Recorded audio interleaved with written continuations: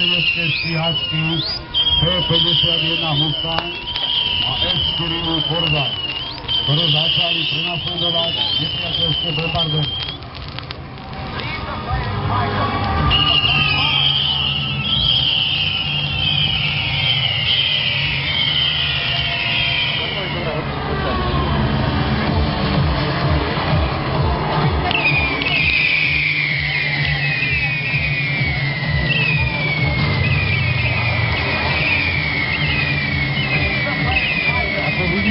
Základňa bola zasiahnutá a v podstate hangár, v ktorom boli lietadlá. Ďaleko neprešli o tom. Víš, ako sa tí ľudia... Vážení priatelia, nastáva teda tá chvíľa, keď sa začína pomaličky ukážka. Môžete sa z vašej pozície, teda z vašej napravo, pozrieť dolu. Vidíte tam nemecké vozidlo, ľudovo nazývané Hakel, polopásové obrnené vozidlo, ktoré teraz začína pomaličky sa blížiť k obci, kde ešte nevedia, čo sa tam bude diať. Nemecká pechota je krytá obrneným vozidlom z hľadiska ochrany živej sily. Pancierové vozidlo zabezpečuje nielen prieraznú silu, odstrašujúcu silu, ale aj ochranu živej sily. Nemeckí vojaci, ako môžete vidieť, sa rozvinuli do Rojnice.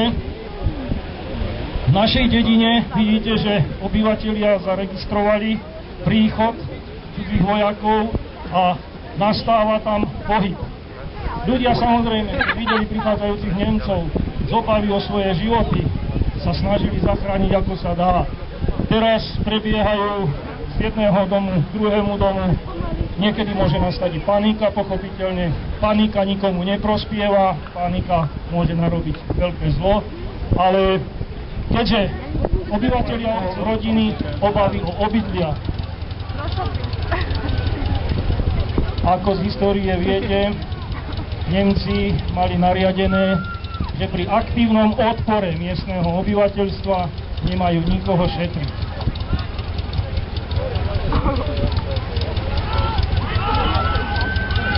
Momentálne nemeckí vojaci obsadili dedinu, domácim sa nepodarilo ujsť, Nemci ich zatvárajú do domovov. Muži, ktorí sa vstierali, prijavili sa partizáni. Nemeckí vojaci mali jednoznačne nariadené dom, v ktorom sa nachádza partizán, zlikvidovať. Takže tieto domy boli zvyčajne podpálené. Hrozí vážne nebezpečenstvo zo strany partizánov a slovenských vojakov, ktorí vedia, že sú poblíž, alebo teda tušia, že sú poblíž. Veľmi dôležité informácie. Teraz máte možnosť vidieť, ako príslušníci slovenskej armády sa snažia dedinu dostať pod svoju kontrolu. Samozrejme, že cestou prieskum nachádza mŕtvych a vlastne nikoho. Obidve strany si uvedomujú silu protivníka a snažia sa získať o tejto sile protivníka čo najviacej informácií. Preto sa momentálne v dedine nedeje nič. Nemci sa preskupujú. Povstalecké vojsko sa pripravuje na obsadenie obce.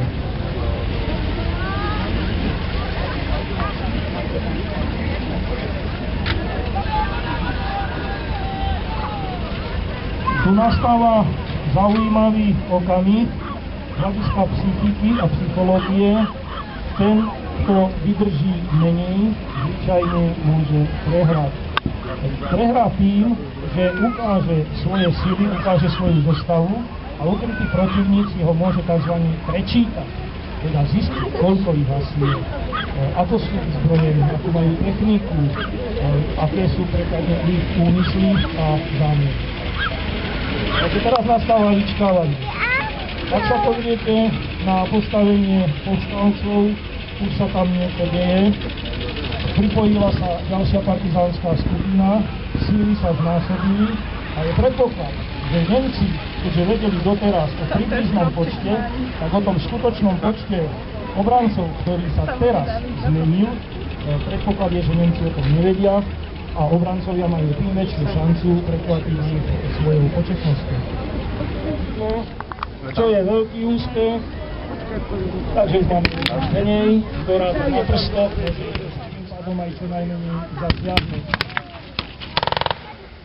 Nemecké vozidlá sa presúvajú ďalej, bola streľba z ťažkého guľometu, ale Nemci nasadzujú silnejšie zbranie, obrnenú techniku. Mohlo by sa zdať, že je to len také očukávanie, ale vidíte, že účinnosť býva niekedy prekvapivá. 0-0.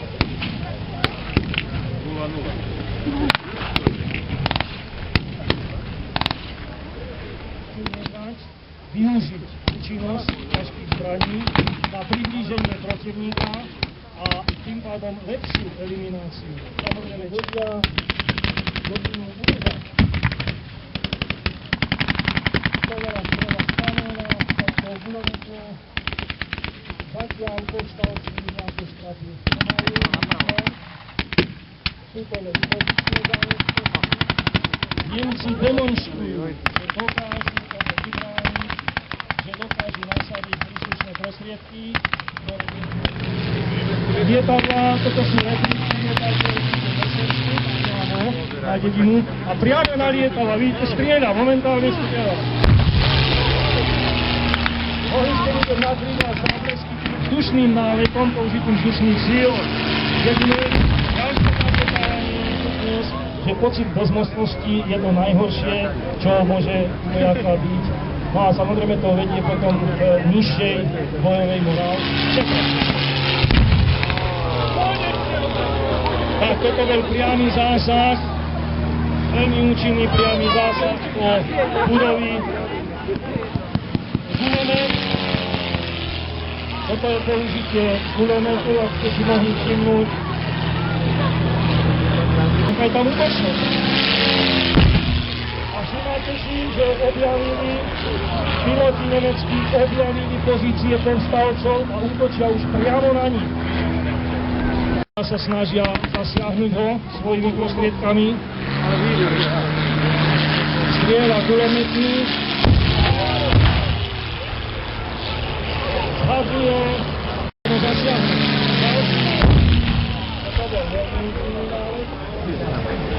Nevzdávať sa. A čo robiť? Bojovať. Veľmi dobrá rada, ďakujem. Pošleme to povstaleckému veliteľovi, aby sa nám trošičku dostal do tejto novodobej taktiky. Žiaľ, v roku bojov o Tiesňavu to také jednoduché nebolo. Zdrhať veľmi nebolo kam. Bojovať, no čo iné, je to pravda.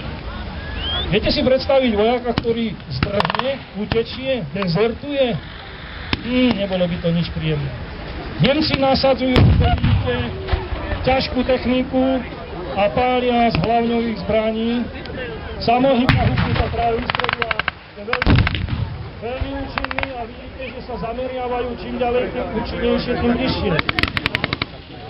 Nemci vyťahujú pechotu.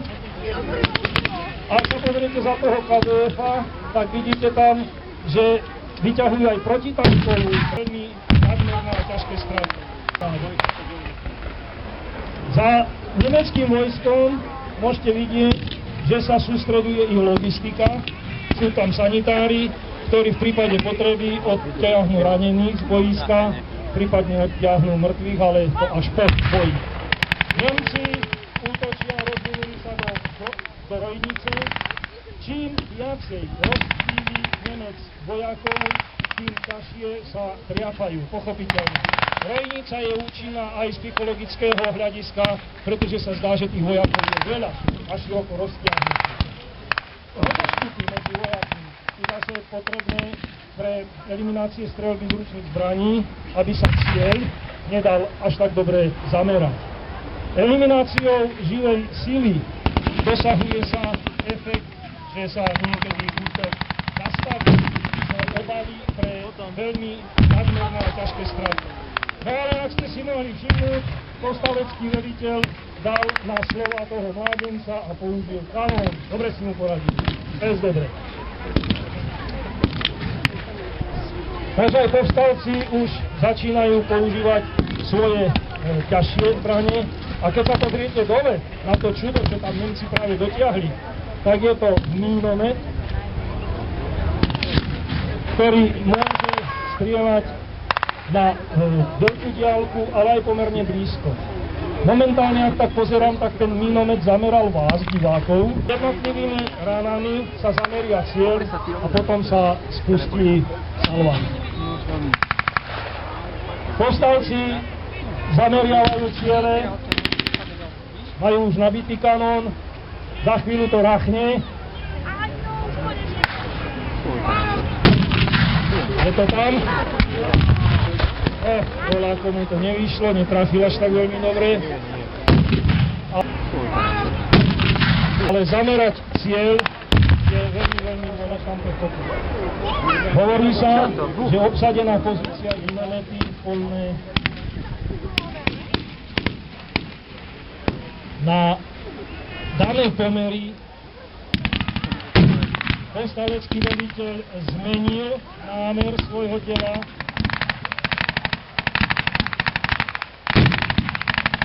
Agresivita stúpa a rozmeciek ďalej stavia protivníkovi bokom.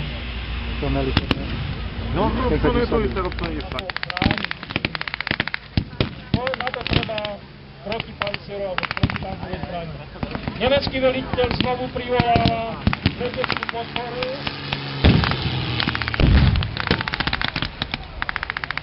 Takže vidíte, že je toho naozaj dosť.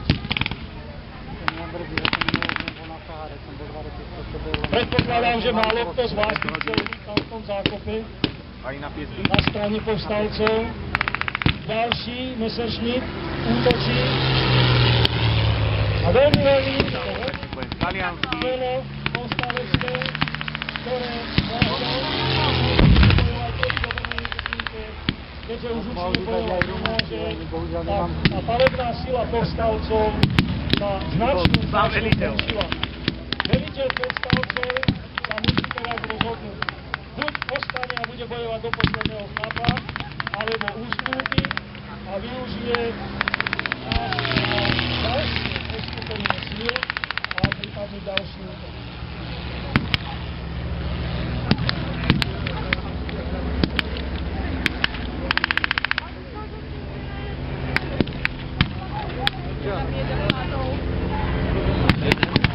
Ako máte možnosť vidieť, povstalecký veliteľ sa rozhodol pre taktickú húšku, pretože to množstvo nemeckých vojákov, techníky a zbraní je ďaleko väčšie ako má dispozícii.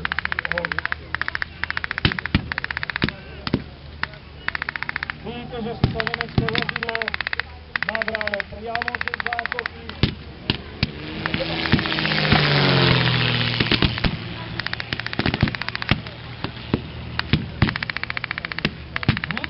Nebranného postavenia demonstrujú Nemci svoju prevahu a svoju silu.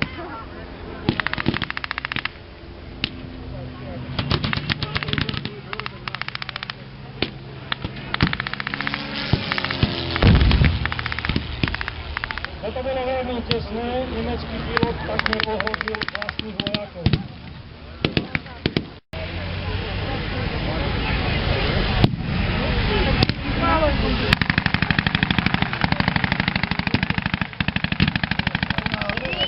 Členov klubov vojenskej histórie v nemeckých uniformách, ktoré sa predstavovali nemecký Wehrmacht.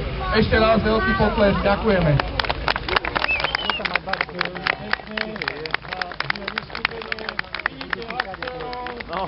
Takže váš potlesk je zaslúžený, ak ste si ho naozaj zaslúžený.